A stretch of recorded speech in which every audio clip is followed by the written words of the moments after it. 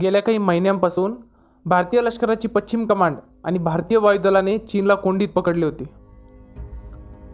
याचे कारण म्हणजे दौलत बेग ओल्डी या जगातील सर्वात उंच भूभागावर इंडियन एअर फोर्सने उभारलेले एअरबेस.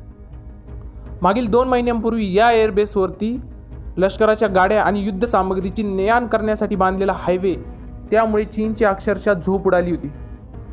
कारण दौलत बेग ओल्डी पासून अक्साई चीनची सीमा फक्त 8 किलोमीटर, तर पाकव्यात काश्मीरच्या कोरिकुलम हायवेचे अंतर फक्त 12 किलोमीटर आहे.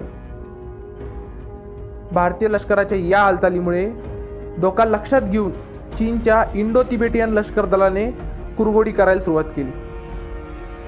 मार्च महिन्यापासूनच गलवान खोऱ्यात चीनच्या लष्कराने आक्रमकता दाखवायला सुरुवात केली आणि गलवान नदींचे खोरे हा आपला भूभाग असल्याचा दावा केला आणि या नदीलगत LAC वरती लष्कराची तळ बांधायला सुरुवात केली. सुरुवातीला भारतीय लष्कराची पश्चिम कमांड आणि चीनी कमांडिंग ऑफिसर्स यांच्यामध्ये चर्चा होऊन सीमेवर तणाव निर्माण होऊ नये यासाठी प्रयत्न सुरू आले.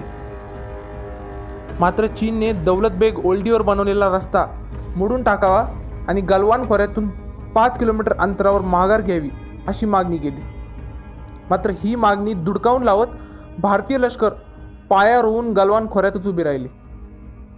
पुढे 14 जूनच्या पहाटे चीनने सीमेवरती घुसखोरी करायला सुरू केली. गलवान नदी ओलांडून भारतीय हद्दीलगत लष्करी तळ ठोकला. या तळावर भारतीय लष्कराने आक्षेप घ्यायला सुरुवात केली. गलवान खोऱ्याची जबाबदारी भारतीय लष्कराच्या पश्चिम कमांडकडे आहे आणि 16 बिहार रेजिमेंटचे प्रमुख कर्नल संतोष बाबू ही जबाबदारी पार पाडत होते. चीनी लष्कराची सीमेवरील घुसखोरी लक्षात घेता अनधिकृत बांधलेले लष्करी तळ खाली करण्यासाठी कर्नल संतोष बाबूंनी बिहार रेजिमेंटच्या 20 जवानांना कराराची कागदपत्रे घेऊन चीनी सरहद्दीत पाठवलं. आता अनेक वर्ष एकाच जागेवर दोन्ही लष्कराचा पहारा असल्यामुळं दोन्ही बाजूचे जवान एकमेकांना ओळखत होते. त्यांच्यात सतत चर्चा चालू असते. त्यामुळे निशस्त्र होऊन फक्त चर्चेसाठी आपले जवान चीनी तळावर गेले. त्यांना कागदपत्र दाखवून मागे हटण्याच्या सूचना केल्या. मात्र अचानक चीनी जवानांनी धक्काबुक्की करायला सुरुवात केली. आता चर्चेला हिंसक वळण लागताच 20 मधील 5 जवान मागे फिरले आणि धावत 16 बिहार रेजिमेंटच्या लष्करी छावणीत येऊन घडलेला प्रकार संतोष बाबूंना सांगितला. इतक्यात बातमी आली की चर्चेसाठी गेलेल्या आपल्या 15 जवानांना चीनी तळावर कैद केलं गेलं. कर्नल संतोष बाबूंनी तातडीने चीनच्या कमांडिंग ऑफिसरशी संवाद साधत कैद केलेल्या आपल्या जवानांची सुटका करण्याची मागणी केली. मात्र आमच्या हद्दीत बेकायदेशीर घुसलेल्या भारतीय जवानांना आम्ही सोडणार नाही वरून असे आदेश असल्याचे चीनी कमांडिंग ऑफिसर्सने सांगितले. आता मात्र कर्नल संतोष बाबू संतापले. आपल्यासोबत एका मेजर रँक अधिकाऱ्याला घेऊन स्वतः आपल्या साथीदारांना सोडवण्यासाठी धावले. चीनी तळावर पोहोचताच सर्व काही आलबेल नसल्याचे कर्नल यांच्या लक्षात आले. कमांडिंग ऑफिसर सहित संपूर्ण चीनी तळावरील लष्करी तुकडी बदलण्यात आली. 30 जणांची चीनी तुकडी आता 350 सैनिकात बदलली गेली होती. असे असताना देखील कर्नल संतोष बाबू न डगमगता थेट चीनी तळावर जाऊन उभी राहिली आणि आपल्या सोबत असलेल्या मेजर अधिकाऱ्याला आणखी बॅकअप तुकडी बोलवण्यासाठी सूचना केली. आपली तुकडी येईपर्यंत चीनी सैनिकांनी संतोष बाबूंना घेरले आणि धक्काबुक्की करायला सुरुवात केली. संयम बाळगत कर्नल संतोष बाबू आपल्या जवानांची सुटका करण्याची मागणी करत होते. काही मिनिटातच 100 जवानांची भारतीय लष्कराची तुकडी तळावर पोहोचली. हे पाहताच चीनी सैनिकांनी दगडांचा वर्षाव करायला सुरुवात केली.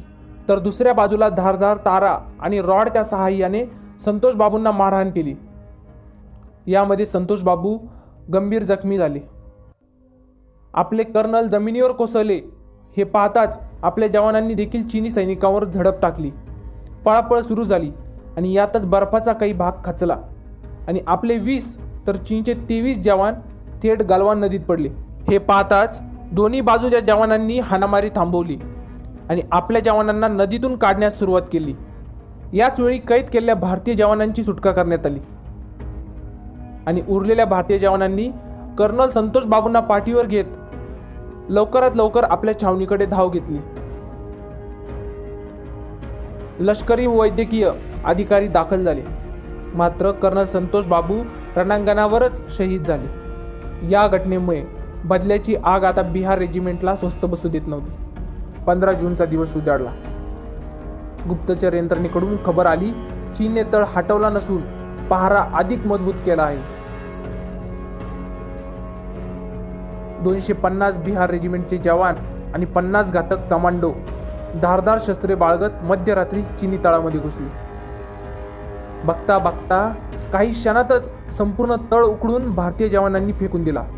लोखंडी काटे आणि धारदार शस्त्रांनी चीनी सैनिकांवर भारतीय जवानांनी वार केले। ज्या चीनी सैनिकांनी कर्नल संतोष बाबूंवर हल्ला केला त्या सैनिकांना घातक कमांडोंनी घेरले। हे काही हालचाल करणार इतक्यातच त्यांचे अक्षरशः गळे चिरले आणि चीनी छावणीत हडकंप माजला। जो दिसेल त्याला दगडांनी ठेचायला बिहार रेजिमेंटने सुरुवात केली। 6 तास चाललेल्या या झटापटीत पाहता पाहता दिवस उजाडला। भारतीय जवान आता मोहीम फत्ते करून माघारी फिरले होते। इतकंच नाही तर नव्याने आलेल्या चीनी कमांडिंग ऑफिसरला बंदी बनवून भारतीय लष्कर आपल्या बिहार रेजिमेंटच्या छावणीत परतले। सकाळी जेव्हा सूर्यप्रकाशात चीनी सैनिकांनी तळाकडे पाहिले तेव्हा त्यांना ठेचलेला हात, चेहरा, मोडलेले पाय, ओळखू सुद्धा न येणारे मृतदेह, जागोजागी पडलेली धडापासून वेगळी झालेली मुंडकी आणि रक्ताचे सडे पाहून चीनी जवानांचे मनोधैर्यच खचले आणि कोणत्याही आदेशाची वाट न पाहता चीनी सैन्य आपले तळ आणि मृतदेह गुंडाळून गलवान खोऱ्यातून पळून गेले।